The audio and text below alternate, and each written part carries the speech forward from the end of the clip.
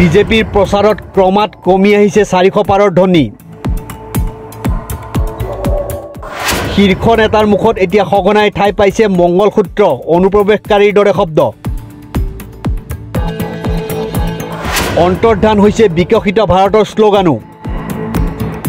প্ৰথম দুটা পৰ্যায়ৰ নিৰ্বাচনৰ পিছতেই সলনি হৈছে গেৰুৱা দলৰ সুৰ। 7টা পৰ্যায়ৰ লোকসভা নিৰ্বাচনৰ দুটা পৰ্যায় পাৰ হওঁতে বিজেপিয়ে প্ৰচাৰৰ ধৰণ সলাই পেলোৱাৰ কাৰণক লৈ নতুন নতুন বিশ্লেষণ দাঙি ধৰিছে ৰাজনৈতিক বিশ্লেষকসকলে। এক সূত্ৰৰ মতে প্ৰথম পৰ্যায়ত পশ্চিম উত্তৰ প্ৰদেশৰ 8টা সমষ্টিৰ ভোটদানৰ পাছত বিজেপিৰ প্ৰচাৰত লক্ষণীয় পৰিৱৰ্তন আহে। ভোটাৰৰ মেৰুকৰণ দ্ৰুত কৰাৰ বাবে অব কি বাৰ 400 পাৰৰ দৰে ধৰ্মনিৰপেক্ষ শ্লোগান পৰিহাৰ কৰি মংগলসূত্ৰ অনুপ্ৰৱেশকাৰী আদি শব্দক প্ৰাধান্য দিয়া দেখা গ'ল।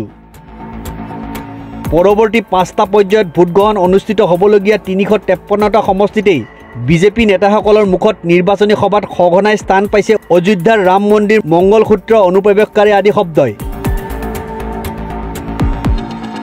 সাহাৰানপুৰ, মুজাফৰনগৰ, কৈৰানা, মুৰাদাবাদ আৰু শ্ৰীৰামপুৰত ভোটাৰৰ মেৰুকৰণ নোহোৱাৰ খবৰ অহাৰ পাছতে সাম্প্ৰদায়িক ৰাজনীতিৰ আশ্ৰয় ল'বলৈ বাধ্য হয় গেৰুৱা দল। তাৰ প্ৰমাণ মোদীৰ 19 এপ্ৰিলৰ আমৰোহা নিৰ্বাচনী সভা। এই সভাত প্ৰধানমন্ত্ৰীয়ে উল্লেখ কৰিলে কিদৰে পূৰ্বৰ চৰকাৰ তুষ্টিকৰণৰ ৰাজনীতিৰ বাবে টিগ্ৰী উৎসৱৰ সময়ত সংখ্যাগুৰু হিন্দু সম্প্ৰদায়ে ভুগিবলগীয়া হৈছিল। বিজেপিৰ 400 পাৰ শ্লোগানক লৈ বহু ভোটাৰৰ মাজত অন্য ধৰণে প্ৰচাৰ আৰম্ভ কৰি বিৰোধী সফল হৈছে। বিৰোধীৰ দাবী, বিজেপিক 400 আসন লাগে এইবাবেই যে বিপুল সংখ্যাগৰিষ্ঠতাৰে ক্ষমতাত অধিষ্ঠিত হৈ সলাব সংবিধানৰ বুনিয়াদী আধাৰ।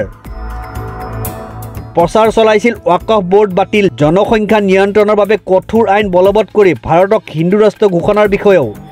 লগত এই প্ৰচাৰো চলিছিল যে বিজেপিয়ে এইবাৰ অধিক আসনত জিকি দেশৰ সংৰক্ষণ ব্যৱস্থা বাতিল কৰিব। তাৰ বাবে ৰাজনাথ সিং, অমিত শ্বাহৰ দৰে নেতাই OBC সম্প্ৰদায়ক বাৰে বাৰে আশ্বাস দিবলৈ বাধ্য হৈছিল যে বিজেপিয়ে কোনো ক্ষেত্ৰতে সংৰক্ষণৰ ব্যৱস্থা বাতিল নকৰে। 400 পাৰ শ্লোগানে হিতৰ বিপৰীত কৰাৰ আশংকাতেই গেৰুৱা দলটোৱে শ্লোগানটো ব্যৱহাৰ কৰাৰ পৰা দূৰত আছে।